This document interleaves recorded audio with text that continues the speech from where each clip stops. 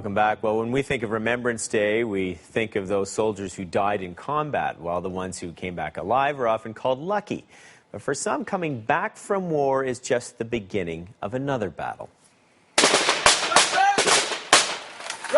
On the front lines, soldiers fight insurgents and dodge bullets, but when they come home, invisible scars remain, like post-traumatic stress disorder. Symptoms can include terrifying flashbacks, chronic insomnia, and angry outbursts. Some of those who don't get help turn to suicide.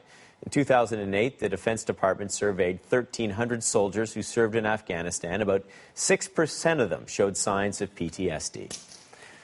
Outward Bound Veterans Program is trying to help soldiers recover from PTSD. It's run by the Royal Canadian Legions in Alberta and the Northwest Territories. Now, it uses trips into the wilderness to help veterans connect with each other and talk about what they've experienced. Our reporter Nick Purdon and our video journalist Marcia Connolly recently followed some former soldiers on their journey. I meet the veterans in the wilderness of northern Alberta. These are some of the faces behind the statistics that we hear a lot about these days. The 20% of soldiers who return to Canada psychologically wounded. They're heading out on a canoe trip that's really a journey to help them heal. Jay Cunningham served 11 years in the Canadian Forces and did 2 tours in Bosnia. But it was Afghanistan that changed him.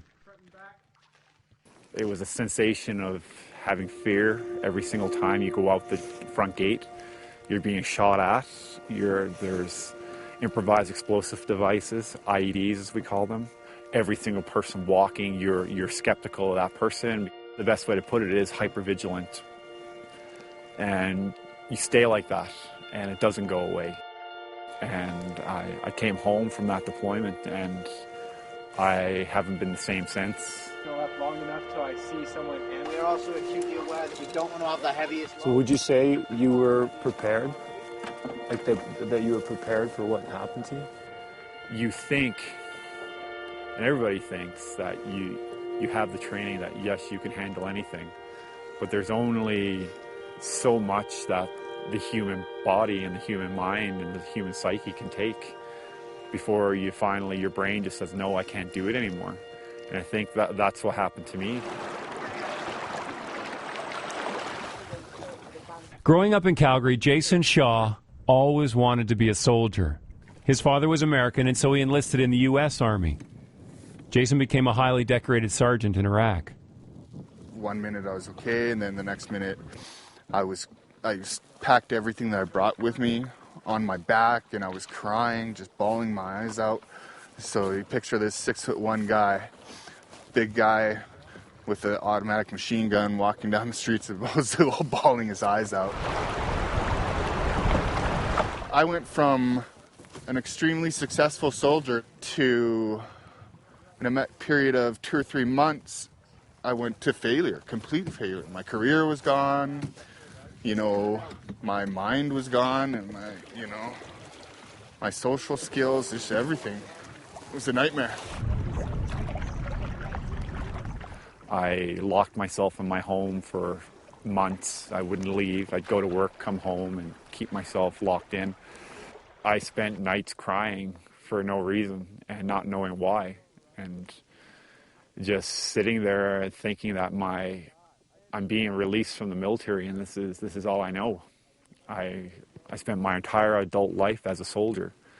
I left home at 18 years old and right on mom and dad's lap and joined the military, and now they're telling me I can't do it anymore. And for me, I think that was what finished it all off. I was diagnosed with an occupational stress injury, and I guess this is the first time I've openly really said anything outside of the Outward Bound group, due to the stigmas that were associated with saying the 4-letter acronym PTSD, or post-traumatic stress disorder.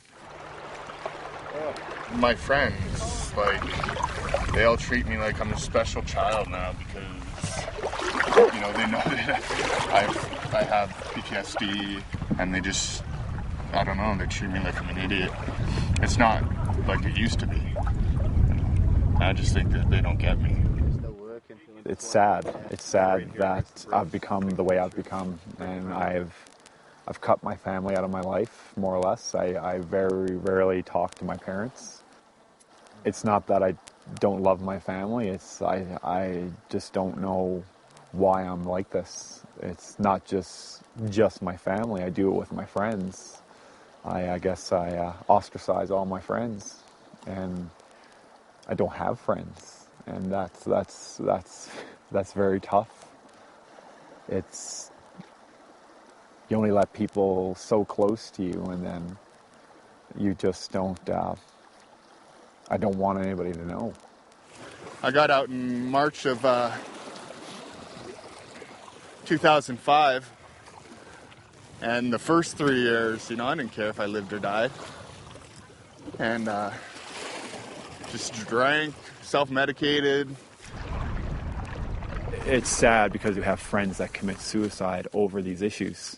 It's emotional for me because I was almost at that point in my life. What point?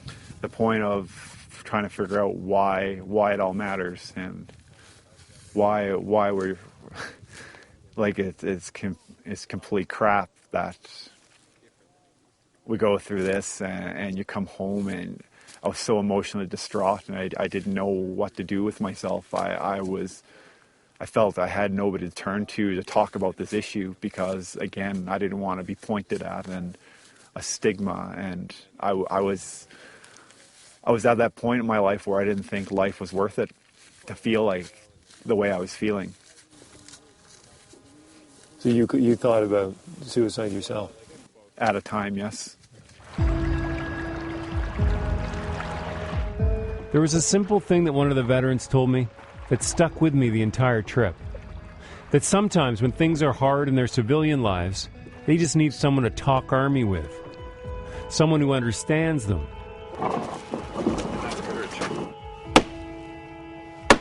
And this is probably what this program does best. It builds bonds among veterans, some of whom are lost in the civilian world. Gotta stay 6 feet. It's our signal fire. Within the military, you're not allowed to feel. You're not allowed to have emotion. You can have it, just don't show it. And I think coming on the Outward Bound program was absolutely eye-opening to see guys were sharing their feelings, sharing what they went through, sharing their emotions. This morning when I got up, what kind of settled me was like, I'm going out with a bunch of my peers that kind of know where I come from. Having PTSD is something that I need to learn to deal with rather than how do I cure myself. And I think that was for me, that was the biggest thing that I've come to realize, that I may live with this for the rest of my life. It's how I choose to deal with it on an everyday basis. Both Jason and Jay are doing well these days.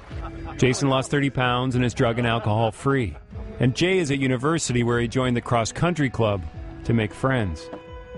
And it's clear after meeting them that the same strength that sustained them as soldiers will sustain them in the difficult journey back to being civilians. Well, it's a beautiful story, and great for those guys, great for Outward Bound for taking this on as well. We'll have full Remembrance Day coverage for you tomorrow here on Connect.